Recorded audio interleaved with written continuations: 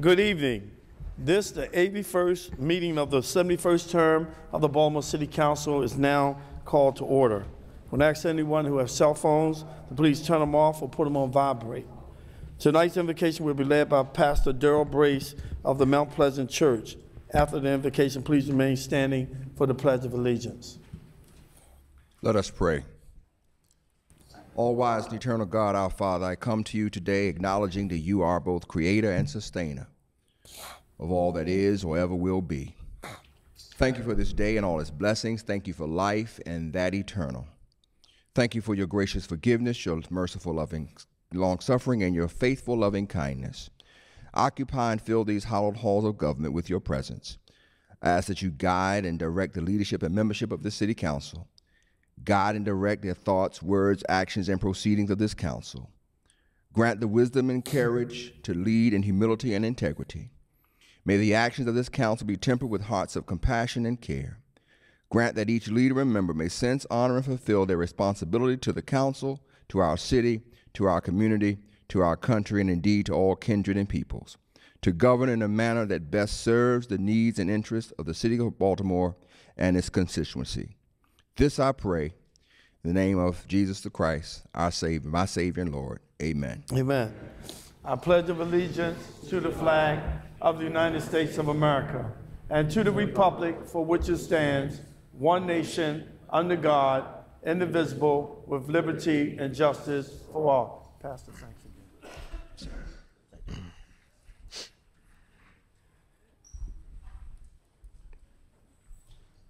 The clerk will call the roll of the members. President Young, Scott, Henry. President Young, Scott, Curran. Middleton, Mosby, Holton, Welsh, Reisinger, Costello, Stokes, Branch, Clark. Mr. President, we have quorum. Tonight's showcase presentation will come from Courtney, Beadle of Baltimore Cash Campaign. Is it Beadle? Battle of the Baltimore Cash Campaign. And she will talk about the great work they are doing to create access, savings, and hope with Baltimore families. Thank you, Council President, and thank you, all the members of the City Council delegation. We're really pleased to be here, and thank you for this opportunity to tell everyone more about the services that we are offering in Baltimore City. As the Council President mentioned, Baltimore Cash Campaign, we are a nonprofit in Baltimore City. The CASH in our name is an acronym that stands for Creating Assets, Savings, and Hope, and that's what we really try to do all year long by providing programs and services and leading a coalition of partners to help increase the financial security of Baltimoreans. I want to talk specifically tonight about two programs that we have, one that's going on right now, and then one that's going to be happening later this spring that's really important, helping our families, working families, to increase their assets. So in the packets in front of you, you have resources and materials and flyers that you can refer to for more information, and we're happy to share more with you. The first thing I wanted to share with you is about our free tax preparation program. Every year, we train and certify, IRS certify, over 200 volunteers to prepare tax returns for free for residents. This year, residents who earned $53,000 or less in 2014 can come to one of our sites across the city and get their income taxes done for free. At these sites, they'll be able to take advantage of valuable tax credits that can put hundreds and thousands of dollars back into their pockets, which then they can reinvest back into the local economy. Over the course of our 14 years of providing this service, we've saved taxpayers over $15 million in necessary filing fees. At our sites, when they get their refund, we not only encourage them to spend it locally, but we also encourage them to set part of it aside and save it. And that's why our motto and our tagline is to earn it, keep it, and save it. We want these taxpayers to take advantage of the maximum refund. We want them to keep as much of it as possible in their pockets by avoiding those unnecessarily filing fees. And we want them to save a portion of it. So they'll be able to take that refund. They can open a savings account with MICU directly on site. They can purchase U.S. savings bonds. They can also use a prepaid card so that they can avoid unnecessary check cashing fees. You can look out for our flyer here, and on the back it has some really important information about the location of our sites, as well as all the materials and resources that people need to bring with them to those sites to get those tax returns done. They can go to BeMoreFreeTaxes.org, or call 410-234-8008 to make an appointment. Call now. We serve over 10,000 families every year, and appointments fill up fast. They can get their taxes done at our sites through April 15th. The second service I wanted to talk about is Money Power Day. Money Power Day is the region's largest financial fitness fair. We bring together financial institutions, government partners, nonprofit partners to help provide financial resources and education for families. It's a great family-friendly event. It's March 21st this year at Poly Western High School. Kids are welcome to attend as well. We have a youth zone where kids can learn about their finances. We have a financial planning zone where folks can meet with certified financial planners and get free one-on-one consultations. We have an exhibitor hall that's filled with over 30 vetted, high-quality exhibitors that can help folks with anything from foreclosure assistance or legal assistance, getting access to higher education and college, employment assistance as well. They can come and get their taxes done directly on site. And then we also have a small business zone. We know a lot of people are entrepreneurs and need help maybe filing the paperwork or getting started. And so we have financial institution and lenders that are on site to help advise them about all the things that they need to do in order to take advantage of those services and grow their businesses as well. So again, Baltimore Cash Campaign, please make your appointments today. Again, that's beMoreFreeTaxes.org. 410-234-8008. Make your appointment today to earn it, keep it, save it. Thank you. Thank you. I want to thank the Baltimore Cash Campaign for the great job that they do to make sure that our citizens, when they file their taxes, get to keep more of their money. Thank you. It is the council's custom to generalize the invocation. I ask for motion by Councilman Scott, second by Council Vice President Reisinger. All those in favor of generalizing the prayer say aye. Aye. Those opposed, nay. The ayes have it. The motion is adopted. We'll now proceed with the adoption of the journal. Mr. President, the journal of the proceedings from the January 26th City Council meeting is on the council member's desk. Is there a motion to approve the journal? Motion by Council Vice President Reisinger, second by Councilman Henry. All those in favor of adopting the journal say aye. Aye. All opposed, nay. The motion carried. The journal is adopted. Bill signed by the mayor can be found on page 2 of the agenda. Before we move to executive nomination, I want to welcome Delegate. Where is he at? Delegate Kurt Anderson. I thought he was back there. Okay. Okay. I want to recommend. I want to introduce Delegate Kurt Anderson. He's the chair of the city delegation. I want to welcome to City Hall. All right. Executive nominations. I thought he was back there. EA 15-0258, Dr. A. Quismet Alim, Member, Commission on HIV/AIDS. This has been assigned to the Executive Appointments Committee. EA 15-0259, Carrie Hawk Lassard, Member, Commission on HIV/AIDS. This has been assigned to the Executive Appointments Committee. EA 15-0260, Patrick A. Reiskovich, MD, Member, Commission on HIV/AIDS. This has been assigned to the Executive Appointments Committee. EA 15-0261, Elizabeth Stambolis, Member, Commission on HIV/AIDS. This has been assigned to the Executive Appointments Committee. EA 15-0262, Monica Yorkman, Member, Commission on HIV/AIDS, 14th District. This has been assigned to the Executive Appointments Committee. EA 15-0263, Linda B. Pearson, Member, Ethics Board, 5th District. This has been assigned to the Executive Appointments Committee. EA 15-0264, Guy Flynn, Member, Ethics Board, 11th District. This has been assigned to the Executive Appointments Committee. EA 15-0265, Reverend Lee Michaels, Member, Commission on Aging. This has been assigned to the Executive Appointments Committee. EA 15-0266, G.I. Johnson, Member, Commission on Aging, 14th District. This has been assigned to the Executive Appointments Committee. EA 15-0267, Dr. J.L. Carter, Member, Commission on Aging, 12th District. This has been assigned to the Executive Appointments Committee. EA 15-0268, Fabiola Dantalo Galindo, Member, Hispanic Commission, 4th District. This has been assigned to the Executive Appointments Committee. EA 15-0269, Michelle N. Mendez, Member, Hispanic Commission, 11th District. This has been assigned to the Executive Appointments Committee. Bills will be introduced. City Council Bill 15-0477, rezoning 4526, 4600, 4618, 4620, 4622, and 4624 O'Donnell Street. Ordinance for the purpose of changing the zoning for the properties known as 4526, 4600, 4618, 4620, 4622, and 4624 O'Donnell Street as outlined and read in the accompanying plat from the M3 zoning district to the B31 zoning district. Sponsor Kraft. Chair, recognize Councilman Kraft. No? This has been assigned to the Land Use and Transportation Committee. City Council Bill 15-0478, rezoning 801 through 809 Eastern Avenue. Ordinance for the purpose of changing the zoning for the property known as 801 through 809 Eastern Avenue, as outlined and read in the accompanying plat, from the M22 zoning district to the B24 zoning district. Sponsor Kraft. Chair, recognize Councilman Kraft.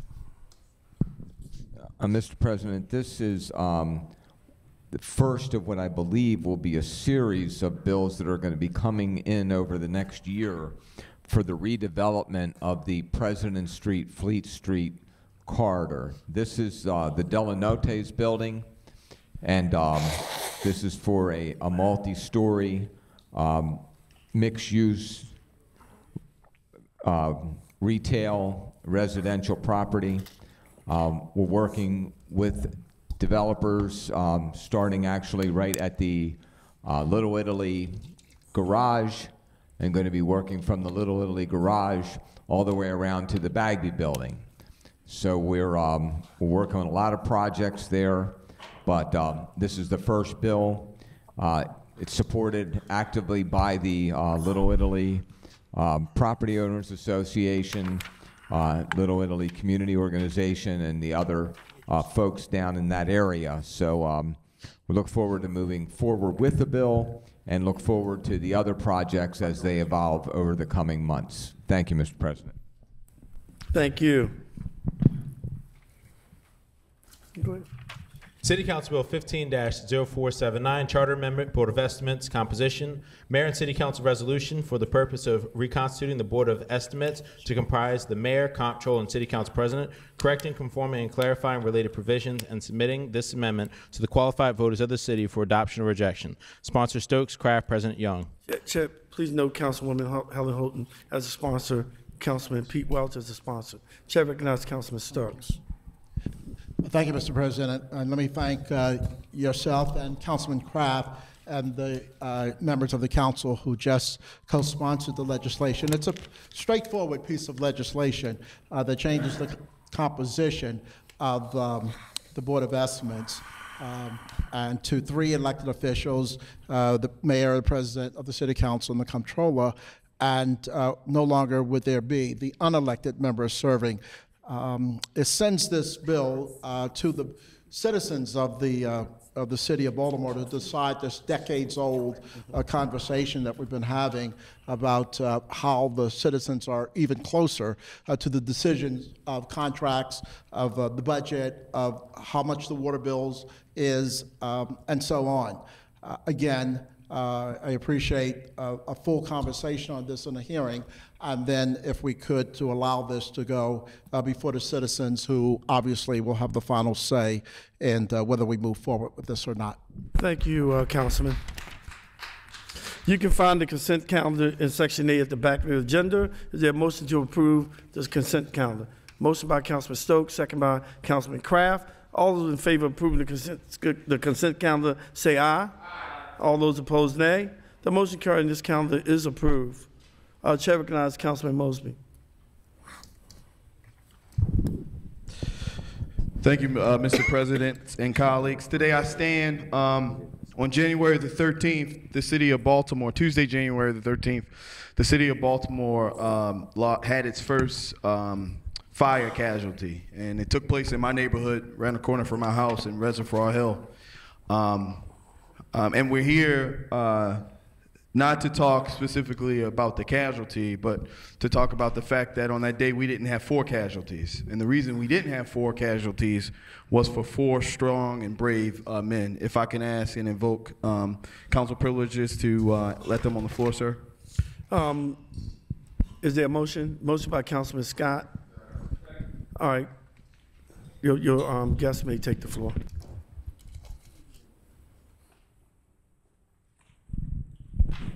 So I call to the floor Mr. Matthew Jeppy, Mr. Keith Wilt, Mr. Stephen Wyatt, and Mr. Edward Wilton.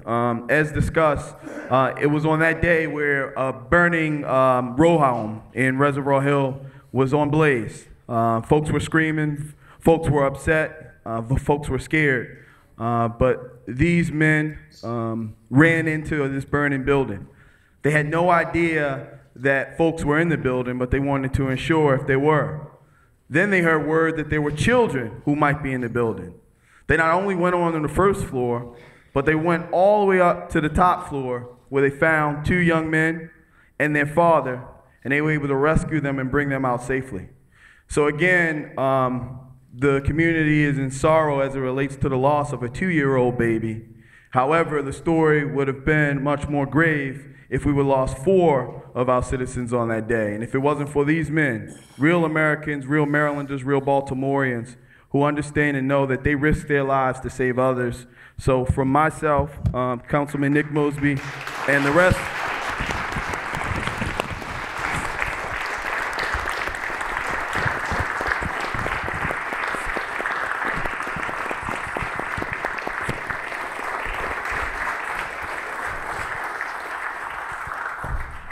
to this entire body, we thank you.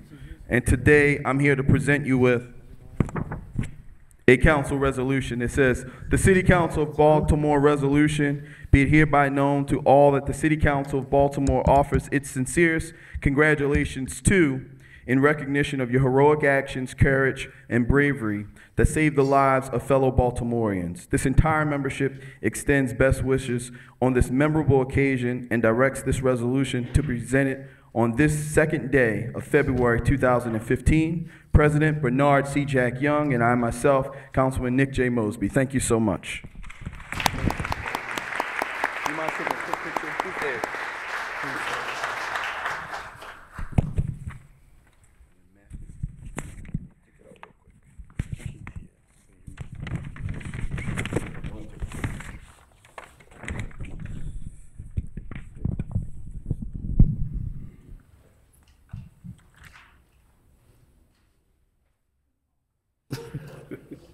Huh? I can hear you.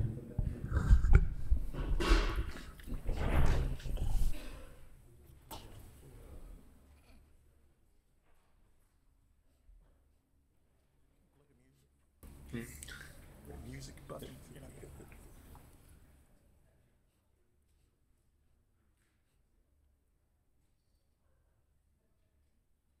I'm trying to photobomb.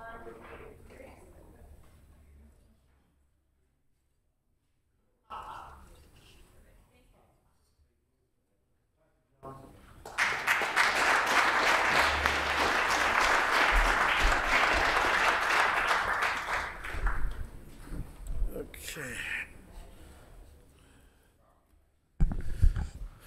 Chair recognizes Councilman Scott.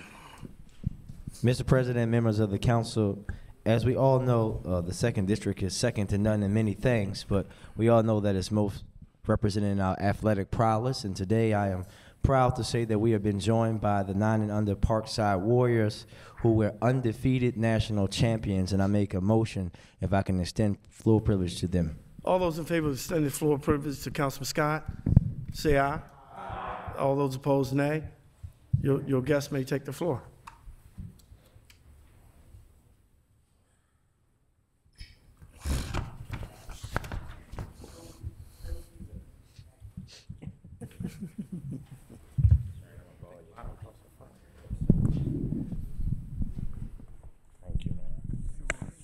Hey, Councilman, you can have them line up in front if you want. Y'all go upstairs. Team picture.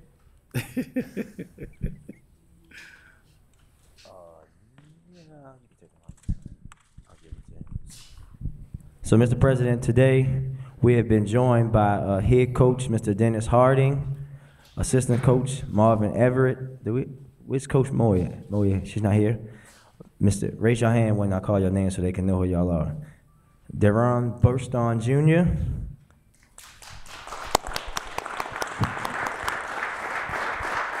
Amari Hance, Darius Harding, Tyreek Bell, Lamont Brown, Daryl Garrett, Marquez Shaw, Jaquez Shaw, Kevin Harris, Jabri Griffith, Makai Dukes, Maurice Moore, Devin Rollins, Neil Mack, Tyshawn Cox, Samuel Cox, and Tyshawn Winfield. So we're going to present this City Council resolution. City Council of Baltimore resolution. Be it hereby known to all that the City Council of Baltimore offers its sincerest congratulations to the Parkside Warriors in recognition of your stellar performance in local, state, and national 9 and under team play with a record of 16-0 and capping off a perfect season in Kissimmee, Florida at the American Youth Football National Championship. The entire membership extends best wishes on this memorable occasion and directs this resolution be presented on this second day of February 2015, signed President Bernard C. Jack Young and Councilman Brandon M. Scott and all members. Congratulations, gentlemen.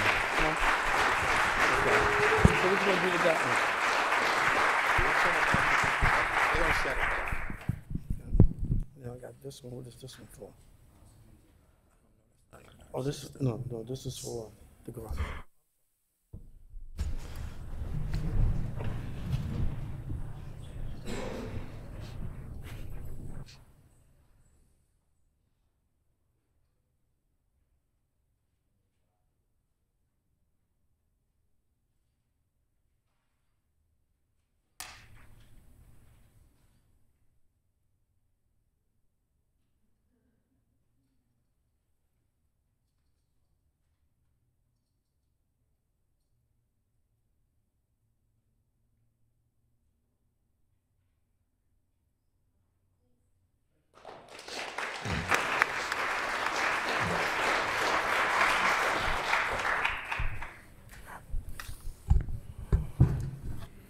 Undefeated. I'll be afraid to play them.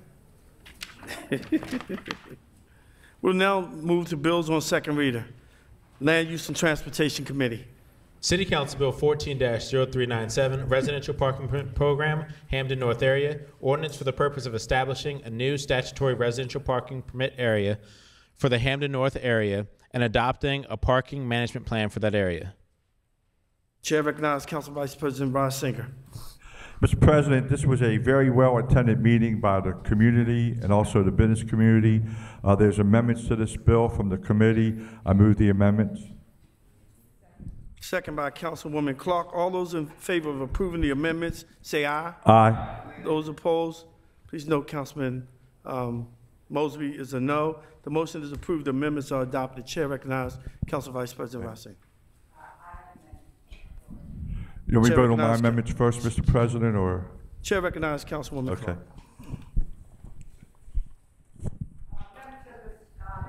Clark. Members of the City Council, I have an amendment from the floor to this residential permit parking proposal, and that is to extend the free parking hours, which is currently listed as 1 hour, to 2 hours throughout the program.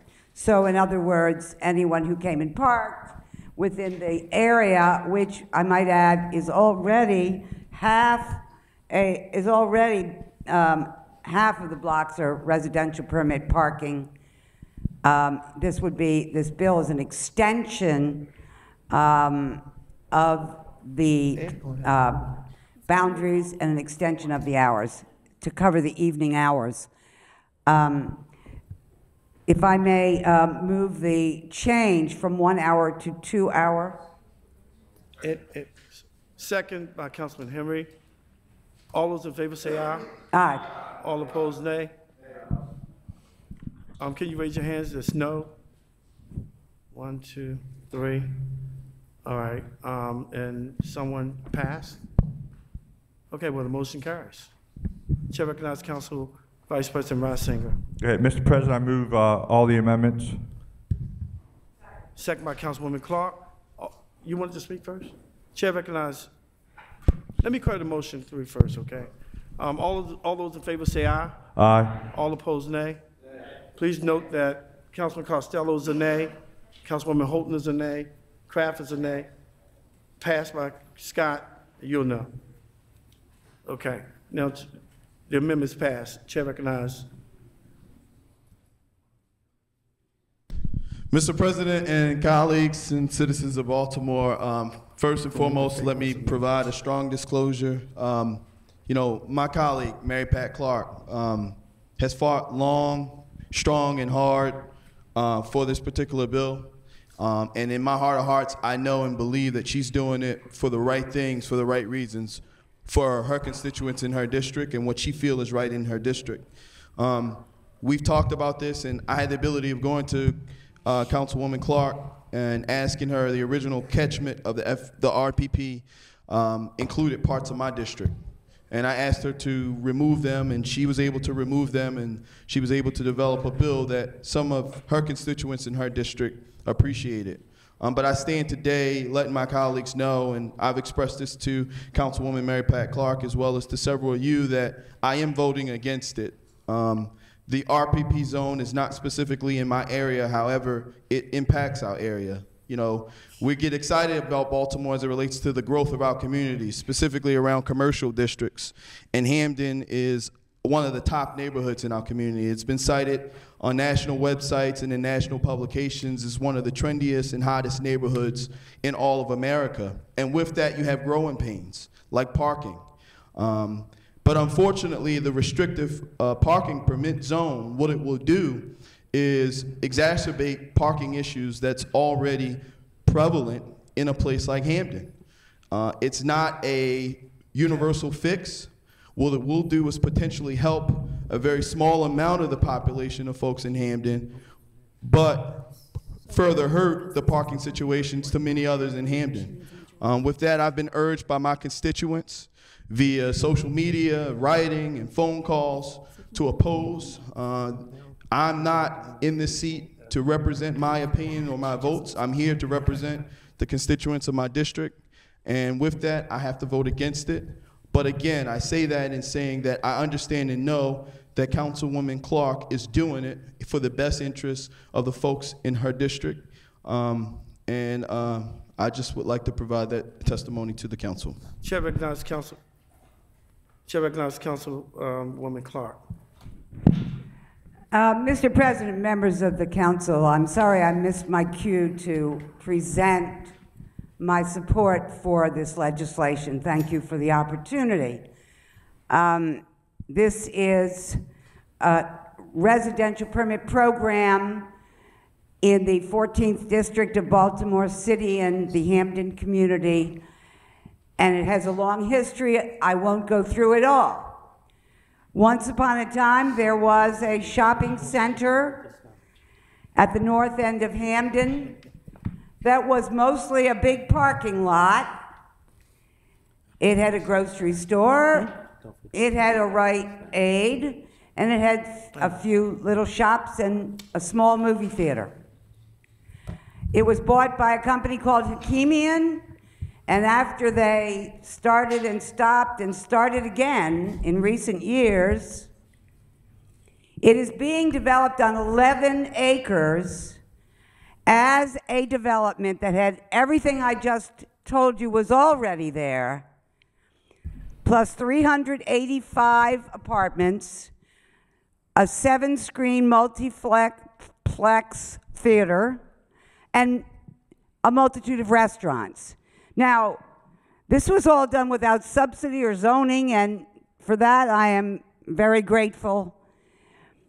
This legislation is about the impact of this enormously larger enterprise on the neighborhood immediately adjacent, not to 36th Street, the Hamden shopping area, but to the Rotunda extravaganza that is developing. And so, we began even during those Rotunda meetings where we were hearing about the development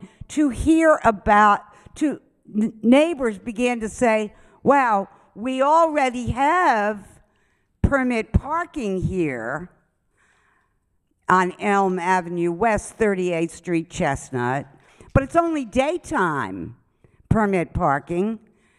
We're talking about things that are also going to extend more. There'll be more traffic during the day, and it'll go well into 2 a.m. in the morning with all the restaurants with liquor licenses. And so we began a series of meetings to which all the leaders of merchants and neighborhood associations were invited, and the immediate neighbors. And basically, finally, after a couple of very long meetings, Mr. Steve Robinson from the Parking Authority, who had been our guide through permit parking, literally stood in front of a room of 75 people up there at Keswick Home and said, now I'm going to take a vote about the different conditions that we'll put into this legislation. How many hours? Just 1 hour free parking. That just got amended. 24/7, etc. And so that is what became the legislation that is before you tonight. But block leaders then, because we had always said this would be the rule, went block by block to every block that was in the proposed plan, seeking the 60% household approval that we required for remaining in the plan. The scaled down map of that district reflects that vote. It reflects, and all the blocks, faces that were not at 60% or more were automatically removed from the plan. And so, here we have before us a plan that a very few people in the immediate vicinity of a very big development have asked me to support, and I have from the very time that I made my commitment. I understand my colleagues, and we have discussed my colleagues' concerns and we share the community, and so I certainly understood that if he was going to be against it, that would be fine. I certainly understood that.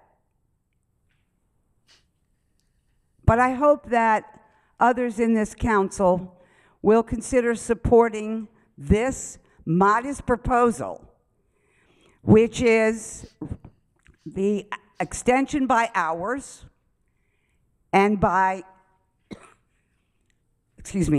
half the number of blocks of a plan that's been sitting in this very location for more years than I know. Thank you for your consideration of this legislation developed for my council district. Chair recognizes Council Vice President Reisinger. Mr. President, I move the bill favorable as amended. Second by Councilwoman Clark. All those in favor say aye. Aye. All opposed, nay. Kraft is a no. Pass. Brandon, no. No. Abstain. Abstention. Do a roll call. I can't count all that. President Young? Yes. President Young, aye. Kraft? Kraft, no. Scott? Scott, abstention. Henry? Yes. Henry, yes. Specter? Chair recognizes Councilwoman Specter. I'd like to explain my vote. I really feel compelled to honor my colleague. This is truly councilmatic courtesy. She has done the work There are tough ones, and there are tough ones. Sometimes you can go either way, and it's okay. But I think it's time to stand for each other and respect the work product of our colleagues for their district, and I vote aye. Use that paper. What was your vote, Councilwoman? Aye, okay. Spector, aye. Middleton. Chair recognizes Councilwoman Middleton. Thank you, Mr. President, and I also like to explain my vote, and my vote is an aye. And I just want to make note that, you know, Councilwoman Mary Pat Clark knows her district well, and she went through a very stringent procedure, and I commend her on that. I also want to make note that this was approved by the parking authority, which are the managers of the RPP. And also, you know, she listened to the opposition and granted, you know, also included the other hour. So again, my vote is a yes. Middleton, yes. Mosby? No. Mosby, no. Holton? Chair recognizes Councilwoman Holton. Thank you, Mr. President. I just want to say, explain my vote, that parking in Baltimore City is a growing challenge for the city, particularly where we look and we have retail next door to residential. And what's the proper balance? And I know that my colleague from the 14th District has spent countless hours in working on this issue and attempting to be fair and equitable to all involved. But at what point do we begin to look at parking in the bigger scheme of things and how the balance between residents and business? And so as not to, it's just one of those issues that I think comprehensively we need to address in Baltimore City, because as we have redevelopment, you know, attracting business to come and to stay in the city, which increases our tax base, is one thing, but then impeding the opportunity for people to visit those businesses and have parking. But at the same token, the people who live next door to those businesses there is no easy fix. And so rather than to take a side on the issue, I'm going to abstain on this issue because I know that it's going to continue to come up more and more as different parts of our city are being redeveloped. We talk about new housing. We talk about services to the new housing we create. And so I am going to abstain from voting on this bill and hope that we will address this in a more comprehensive manner versus block by block. Thank you. Hold an extension. Welsh? Yes. Welsh, yes. Reisinger? Reisinger, aye. Costello? Chair recognizes Councilman Costello. Thank you, Mr. President. First off, I have the utmost respect for Councilwoman Clark. I think everyone in this room would be hard-pressed to find someone who does a better job of listening to her constituents and trying to build consensus. And I really appreciate having had the opportunity to learn that from you over the past couple months. That being said, with over 1/4 of the RPP areas in the city in the 11th District, the precedent that has been set this evening with legislating without exhausting all other options becomes problematic in my district, and for that reason I have to vote no. Costello, no. Stokes? Stokes extension. Branch? Yes. Branch, yes. Clark? Yes. Clark, yes. Read them off. There are 8 yeas, 3 nays, 3 pass, and 1 extension. This bill moves to third reader. Urban Affairs and Aging Committee.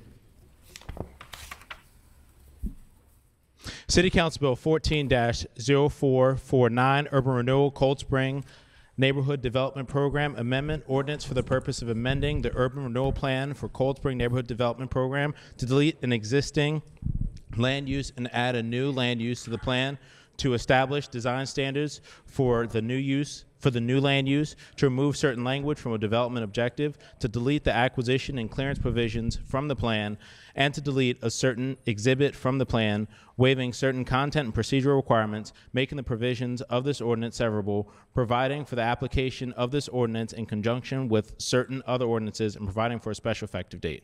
Chair recognizes Councilwoman Middleton. Thank you, Mr. President. The committee met last Thursday, January 29th, to consider two bills. We will be moving them both favorable with amendments. On the first, on the one that you just mentioned, I just want to mention that this particular project is in the 6th district. It's in the area where the Cold Spring light rail and where the old Calvert florist used to be, and they're working hard to get some life and development in that area, which is very positive with all of the surrounding communities. I move the amendments. Second by Councilwoman Holton. All those in favor of approving the amendments say aye. Aye. Those opposed, nay. The motion to approve the amendments are adopted. Chair recognizes Councilwoman Middleton. And I move the bill favorable as amended. Second by Councilwoman Holton. All those in favor of approving this bill say aye. Aye. Those opposed, nay. The motion to approve this bill moves to third reader. City Council Bill 14-0454, Urban Renewal Inner Harbor Project 1, Amendment. Ordinance for the purpose of amending the Urban Renewal Plan for Inner Harbor Project 1 to delete a building requirement from a certain development area, to delete in its entirety a certain development area from the plan, and to amend certain exhibits to the plan to reflect the deletion of that development area, waiving certain content and procedural requirements, making the provisions of this ordinance severable, providing for the application of this ordinance in conjunction with certain other ordinances, and providing for a special effective date. Chair recognizes Councilwoman Middleton. Thank you, Mr. President. There are amendments on your desk, but before we move those amendments, I yield to the sponsor of the 11th District, Councilman Eric Costello. Chair recognizes Councilman Costello. Thank you, Madam Chair and Mr. President. I just wanted to thank the Department of Planning for their diligence in getting this done, and the Mayor's Office and BDC. This is to facilitate 3 developments in downtown: 414 Light Street, 611 South Charles Street, and 300 East Pratt Street. Thank you, Mr. Chair. Thank you. Chair recognizes Councilwoman Middleton. I move the amendments favorable. Second by Councilman Costello. All those in favor of approving this bill say aye. Aye. Those opposed, nay. The motion to approve this bill moves to third reader. And I move the bill favorable as amended. Oh, okay. I'm sorry. All those in favor of approving this bill as amended say aye. Aye. All opposed, nay. The motion carried. This bill moves to third reader. Third reader for final passage. City Council Bill 14-0434, Zoning Conditional Use, amending Ordinance 06-353, for the purpose of amending Ordinance 06-353, which authorized the establishment, maintenance, and operation of a convalescent nursing and rest home on the property known as 3617 through 19 7 Mile Lane to increase the maximum number of residents allowed. President Young, Kraft, Curran, Henry, Middleton, Mosby, Middleton, Mosby, Holton, Welsh, Reisinger, Costello, Stokes, Branch, Clark.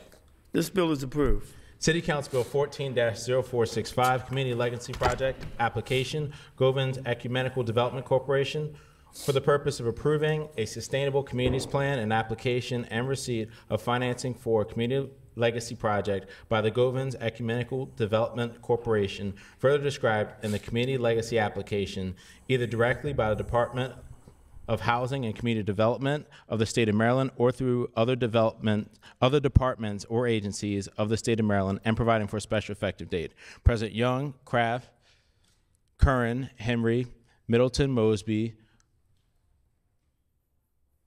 Holton, Welsh, Reisinger, Costello, Stokes, Branch, Clark. This bill is approved. Committee announcements.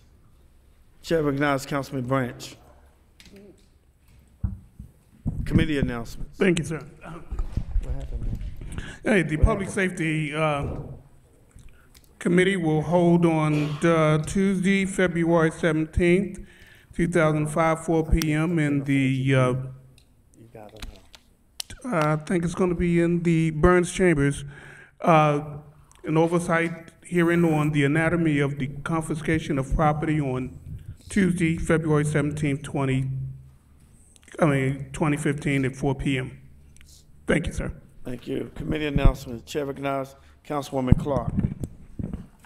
Mr. President, members of the council, I made this official announcement last meeting, but I am reminding you that this week, on Thursday, on February 5th, at 4 p.m. in these very chambers, the Education and Youth Committee of the Baltimore City Council will hold a hearing on a resolution introduced by the President of the City Council. And that is an oversight hearing in which we will be joined by Dr. Thornton, by Mr. David Lever, head of the interagency committee that oversees capital monies coming to build our schools, and other persons involved with the 21st Century Building Plan, which is rebuilding and renovating our schools. It's sort of a state-city summary of where we are, and I hope that you will join us. I think it will be very informational and useful as we work our way through the General Assembly session with our colleagues there. Thanks. Thank you. Chair recognizes Councilman Welch. Thank you, Mr. President. Executive appointments will hold a hearing on Wednesday, February 11th, 2015, 10 a.m. in council chambers to hear members nominated for the Commission on Aging, Bill 150265, Reverend Lee Michaels as a member, 150266, G.I. Johnson as a member from the 14th District, 150267, Dr. J.L. Carter as a member from the 12th District, followed immediately by the Hispanic Commission nominees, Bill 150268, Fabiola Donata Galeando as a member from the 4th District, and 150269, Michelle N. Menendez, member from the 11th District. And executive appointments will also hold a hearing on Wednesday, February 18th, 2015 at 10 a.m. in council chambers to hear nominees for the Commission on HIV and AIDS, Bill 150258, Dr. A. Kismet Alim as a member, 150269, Carrie Hawk Lazard as a member, 150260, Dr. Patrick A. Riscavage as a member, 150261, Elizabeth Stambolis as a member from the 3rd District, 150262, Monica Yorkman as a member from the 14th District, and that will be followed by nominees for the Ethics Board, Bill 150263, Linda B. Pearson as a member from the 5th District, and 150264, Guy Flynn as a member from the 11th District. Thank you, Mr. Chairman. Thank you. Chair recognizes Vice President Reisinger. Mr. President, the Land Use and Transportation Committee has a hearing on Bill 14-0428 on Wednesday, March 11th at 1 p.m. in the council chambers. This is a zoning sign regulation, sponsor a road sign. Thank you. Thank you. Chair recognizes Councilman Kern. Thank you, Mr. President. The Health Committee will conduct a legislative oversight. Hold up, Councilman. There was an error on the number, Mr. President. It's 14-0444. Okay. Chair recognizes Councilman Kern. Thank you, Mr. President. The Health Committee will be meeting on a legislative oversight this Wednesday at 5 o'clock in the New Burns Chambers, televised by cable Charm TV, on a very important issue, which is timely right now. It's the educating on measles and preventing its spread. It's for the purpose of updating events surrounding the recent possible cases of measles, educating on measles and other communicable diseases prevented by vaccination, and briefing the public on proper infection prevention and control protocol. Obviously, our new health commissioner, Dr. Wynn, wants to get ahead of this issue, and she asked me to conduct this legislative oversight, and we're going to do it Wednesday at 5 o'clock so the hearing public can hear it at home, and Dr. Wynn can come to us and tell us. She's only been on the job a few weeks, and already she wants to be ahead of the, be very proactive, and I applaud her for that. So that's Wednesday at 5 o'clock. The Baltimore Health Committee of the Baltimore City Council will have a work session and vote session on 12-0121 Tuesday, February 24th, 2015, 1 o'clock in New Burns Chambers is the final work session for the Food Service Facilities Public Notification of Inspection Grades. There were several amendments that have been worked out the last several weeks with the committee, and I will be sending council members the interlineated copy of all the amendments into the bill so you can actually see what the bill will look like, and we'll vote on that on February 24th. I'm hoping to get it out of committee and allow the entire council to weigh on this issue. It's an important issue, and the public knows that inspection grades has been going on around the country, and we need to also join that bandwagon. So that's on February 24th, Tuesday at 1 o'clock in New Burns Chambers. And finally, the Health Committee will hear City Council 15-475. It's drug paraphernalia and smoking aids commercial display to minors, introduced by the council lady from the 6th District. We will hear that on Tuesday, March 3rd, 2015 at 1 o'clock in the New Burns Chambers for City Council 15-0475. Thank you, Mr. President. Any more committee announcements? You have one? Regular announcement, I'm gonna ask that as regular announcement that you be brief because I have to go all the way to Annapolis. The day is 45th Legislative District Day, and that's the district I live in. So I want you to be very brief on your committee, your regular announcements. Thank you. Chair recognizes Councilman Kraft.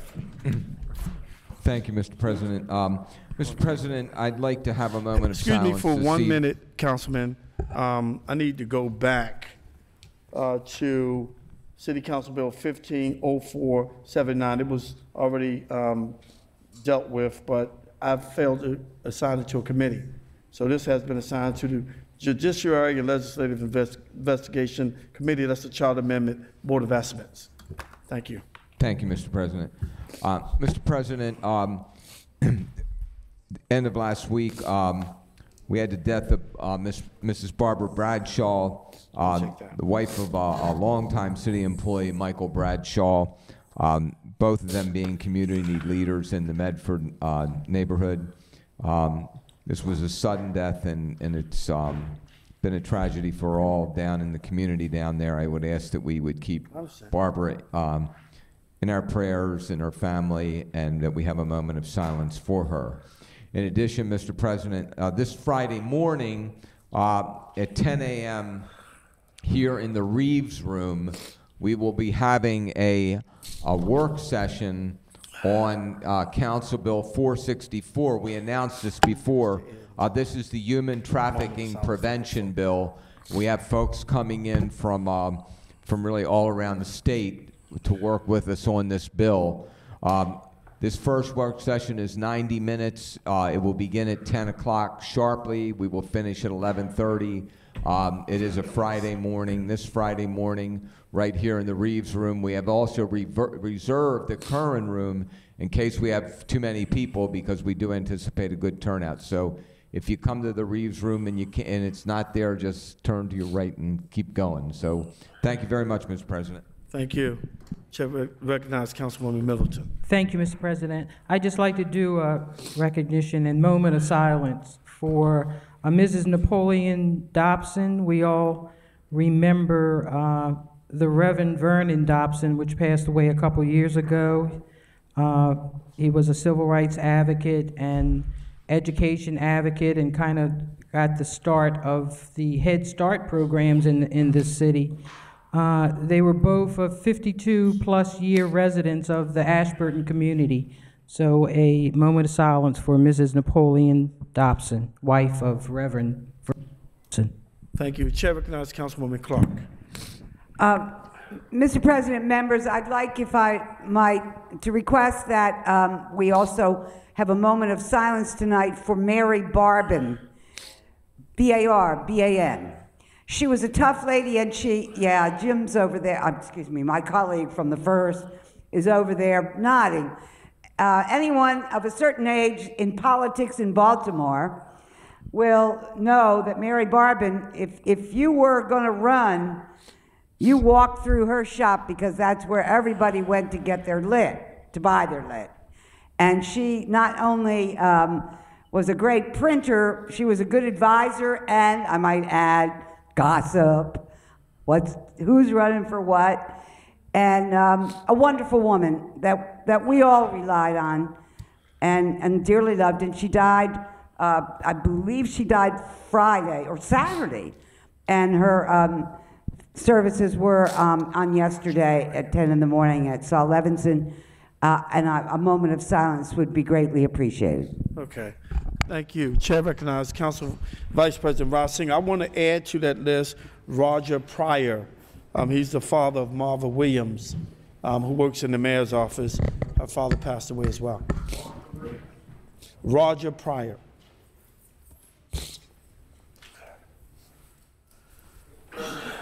The next meeting of the City Council will be held on Monday, February 9th at 5 p.m.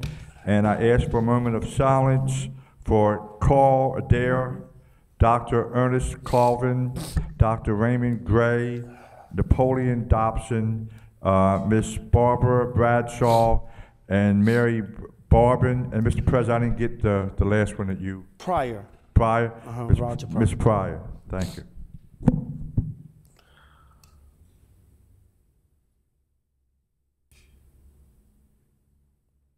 Thank you. There being no further business, this concludes the 81st meeting of the 71st term of the Baltimore City Council. Thank you.